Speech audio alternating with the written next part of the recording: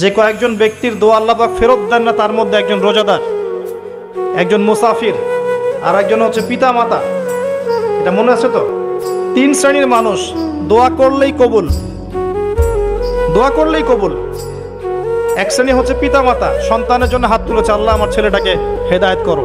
যদি এই পিতা মাতার আকীদায় শিরিক না থাকে, আমলে বেদাত না থাকে এবং রিজিক হালাল হয়, ইনশাল্লাহ ওর ছেলে হেদায়েত হয়ে যাবে। আরেক শ্রেণী রোজাদার, খাদ্য ছেড়েছে, পানীয় ছেড়েছে, হালাল স্ত্রী ছেড়ে দিয়েছে এবং আল্লাহর যাবতীয় নিষেধ সে বর্জন করছে। কষ্ট করে রোজা আছে, আল্লাহর ভয়ে খাচ্ছে না, কেউ দেখছে না, আল্লাহর ভয়ে পান করছে না, হাত তুলে দোয়া করছে, আল্লাহ আমার এটা চাই, আমার এটা চাই, আমাকে এখান থেকে বাঁচাও, এখান থেকে বাঁচাও, ইনশাল্লাহ দোয়া কবুল হয়ে যাবে। আরেক শ্রেণী মুসাফির, সফর করছে, মুসাফির, হালাল সফর, বৈধ সফর। এই মুসাফিরের দোয়া আল্লাহ পাক কবুল করবেন ইনশাআল্লাহ তাআলা।